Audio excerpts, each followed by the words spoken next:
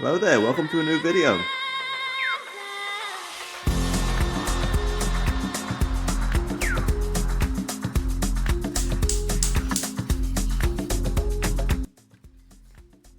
Hey everyone, Thomas here. So I had an idea this Saturday, which was I should make my own LLM. I've never done it before. I honestly have no idea how LLMs work, so I just figured might as well give it a try. So the name for my LLM is Dumbass LLM.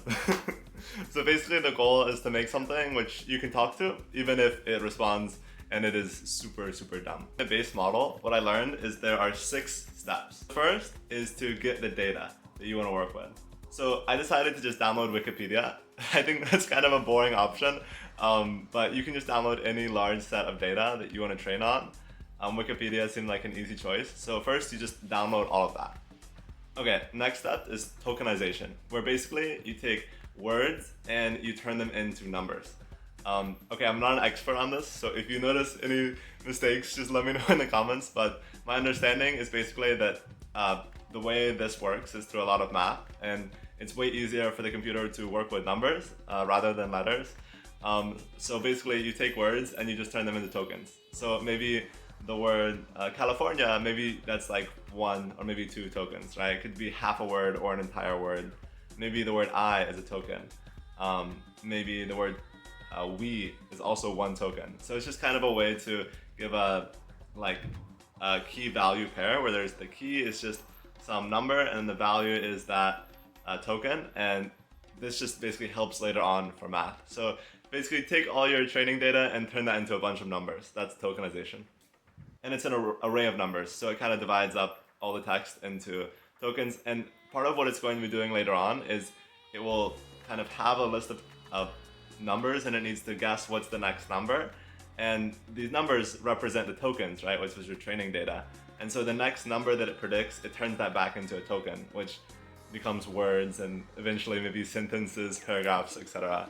of just many tokens strung together. And then yeah, so on the tokenization process, a couple more notes. So one, you need to pick what tokenizer you want to use. So there are tons of open source tokenizers which basically turn your words into tokens. You can also choose to make your own. I choose to use GPT-2, which is an open source tokenizer to turn my text into a bunch of tokens. The next thing is the format that you're storing all of these tokens in. You're going to use NumPy.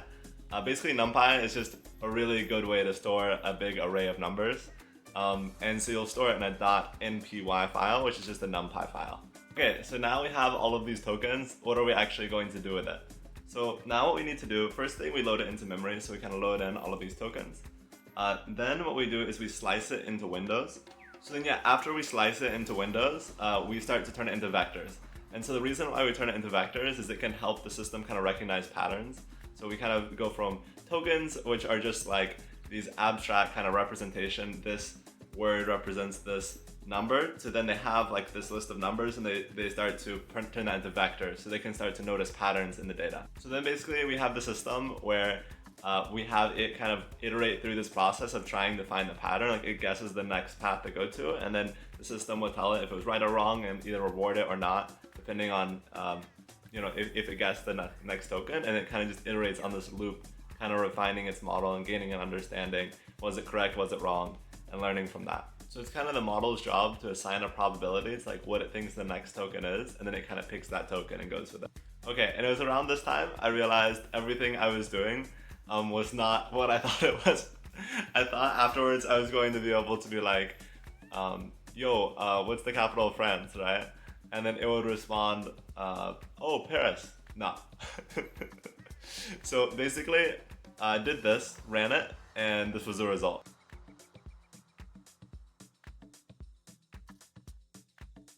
So basically, it's just a thing that rambles on forever. It's not like a question and answer thing. It's just rambling on whatever the next token could possibly be. It's like autocomplete, but it just keeps running. But the cool part is if you do want to prompt it, you kind of can by giving it the first set of tokens and then letting it continue. I did some research, did some learning to try to figure out how can I make so I can ask a question and it can actually answer that. And also how can I make it more accurate?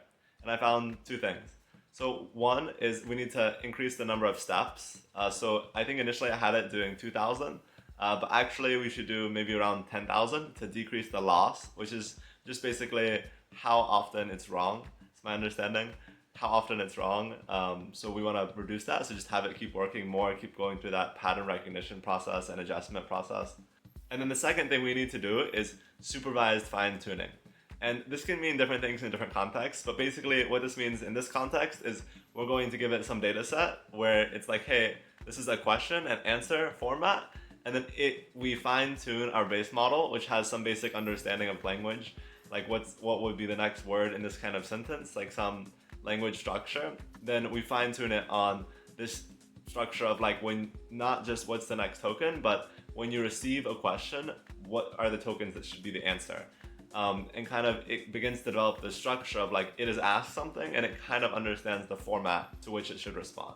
Secure. So I found this data set called the Stanford Alpaca set. And again, this is just a big data set of like question answer, just a random question, random answer. So I downloaded this data set and fine-tune the model on that. Fine-tuning where we're basically just having it do that same process of like, we give it this data, it needs to guess the proper response, and it just kind of iterates on that and tries to reduce loss and goes through thousands of steps. And then so it did that, and then now, for a moment of truth, let's ask it the question, what is the capital of France? Background, I was running it to train for those 10,000 steps. So if we go back before we even have this question answer format, if we just say Paris, the capital of, and then leave a blank, for it to continue on our sentence, this is what it gives back.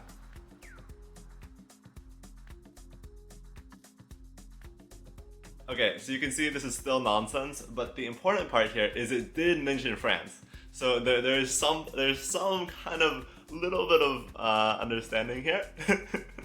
I feel like I'm grasping at straws, but I think you get my point. Okay, it recognized Paris should connect to France. So, okay, well, we make some progress. We fine-tuning. Our model is still a dumbass, but that's kind of the point, the dumbass LLM. But we're starting to get some kind of understanding of when we ask a question, it should kind of give an answer, even though the answer is totally wrong right now.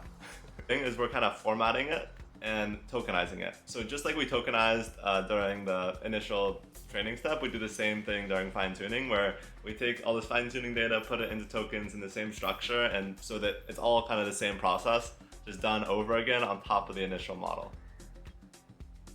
Because of this, you can do some really fun things with the fine-tuning. So I did some experiments. So one experiment I ran, this one's pretty straightforward. I was just like, all right, I just wanted to be able to answer what's the capital of US state. So I generated a lot of synthetic data where I just had like an LLM, existing LLM, generate a bunch of like question answer format for answering US states. And then I fine-tuned my base model on that. And then as a result, I got a model where if we ask it, what is the capital of California, we get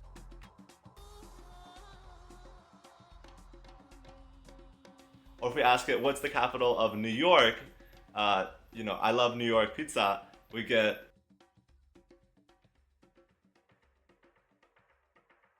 or if you say capital of Vermont, please answer, we get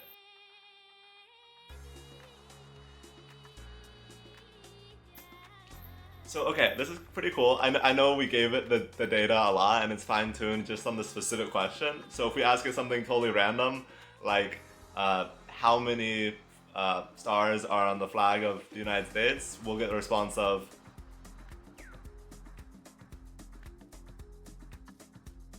So we don't have any sort of general intelligence here, but it's pretty cool to see when you fine-tune it on specific data, it can like actually give you a valid response, even though this was a model that I literally just trained on this laptop. And then the next thing I did, just to be fun and to be kind of silly, is I actually trained it on the data from Patrick Star from SpongeBob SquarePants. So I just downloaded a script of all of the episodes ever, filtered it out for only Patrick Star's responses, and I fine-tuned my base model on that response. So if you say something to it, it'll just respond like it's Patrick Star. So you could say like, how many stars are in the sea? And it will respond with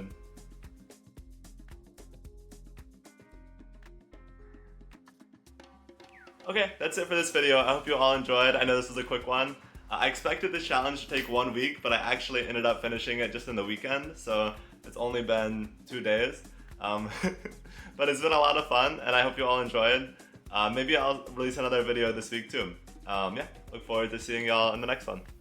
Oh yeah, all the code and all of my notes, they're open source. The link is in the description. Feel free to check it out if you want.